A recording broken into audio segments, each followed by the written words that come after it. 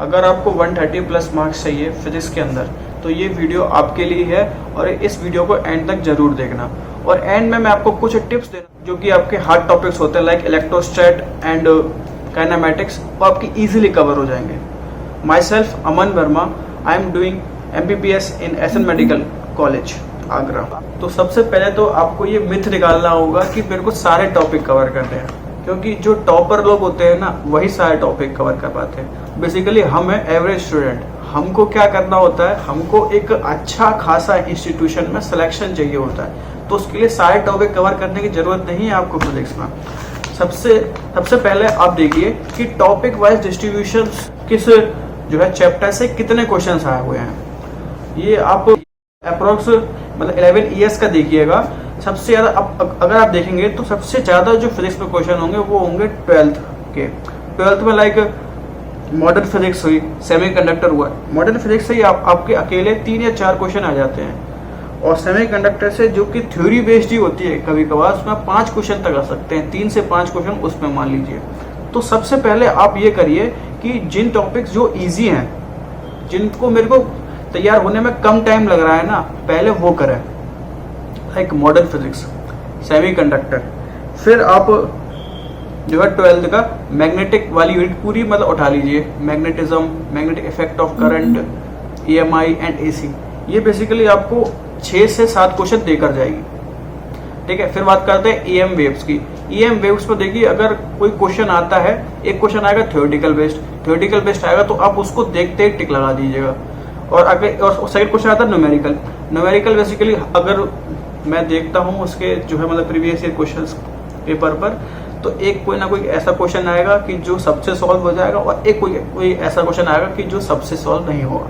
तो मैं उस पर क्यों दिमाग लगाऊं, सिंपल है। थ्योरेटिकल आता है तो मैं सीधा कर दूंगा, नहीं आता तो वो किसी को भी नहीं आएगा, इसका क्वेश्चन ही ऐसा EM वेव्स के।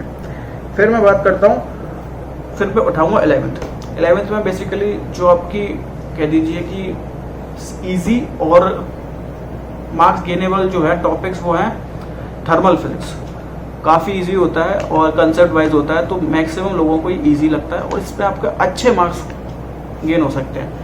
फिर उसके बाद आप करिए वेव ऑप्टिक्स और रे ऑप्टिक्स। ये आपके कह दीजिए कि बोनस है, वेव ऑप्टिक्स और रे ऑप्टिक्स। एक बार समझने का कंसेप्ट है, पूरा का पूरा आपको अच्छे से हो जाएगा। फिर आप करिए ऑसिलेशन। कुछ लोगों को डिफिकल्टीज होती है, कुछ लोगों का नहीं होता। बेसिकली इसमें क्या होता है कि ये मेन फॉर्मूला बेस्ड होता है। अगर आपको फॉर्मूला याद है तो आप उसका तुरंत निकाल लेंगे। फिर आता है वेक्टर और यूनिट डायमेंशन। वेक्टर और यूनिट डायमेंशन के एक क्वेश्चन आते हैं, हर बार आते हैं और एक क्वेश्चन ही आते हैं। इसको आपको ज़्यादा दिमाग देने की जरूरत नहीं। लोग वह क्या करते हैं कि वेक्टर सबसे पहली यूनिट, सबको जो वेक्टर पढ़ाते हैं तो सबसे पहले वेक्टर चालू करते हैं, एक क्वेश्चन आएगा। और आप इसको बिना पढ़ के भी कर सकते हैं, क्योंकि हमने 11th और 12th में और मैग्नेटिज्म में भी यूज़ करते हैं, काइनेमैटिक्स में भी इतना यूज़ कर रहे होते हैं कि हम इसको आराम से सॉल्व कर सकते हैं। फिर इसके बाद आता है कैपेसिटर से 2 क्वेश्चन आ सकते हैं, इलेक्ट्रोस्टैट से 1 या 2। तो बेसिकली ये बहुत बड़ी यूनिट होती है। अब बात करते हैं इलेक्ट्रोस्टैट और कैपेसिटर की। इलेक्ट्रोस्टैट और कैपेसिटर की मैं ये बोलूँगा कि इनको आप कह दीजिए कि ये काफ़ी लंबे टॉपिक हैं, तो इनको आप एंड में कीजिएगा।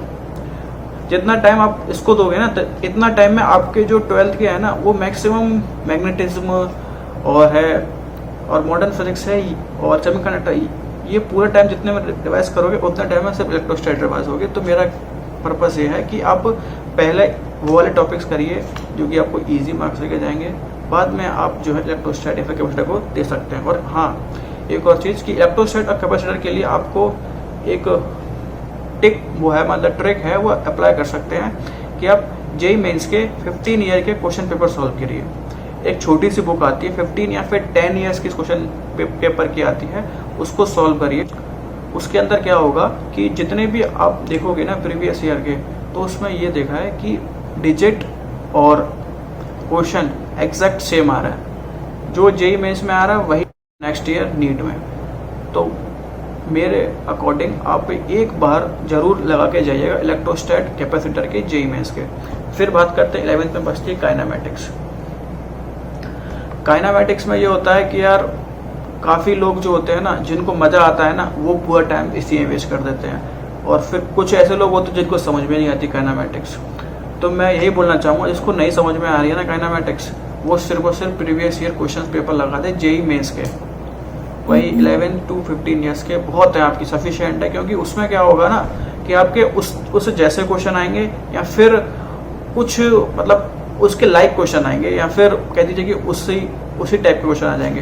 पर इलेक्ट्रोस्टैटिक कैपेसिटर में जो है ना एग्जैक्ट सेम आएगा, ये मेरी गारंटी है।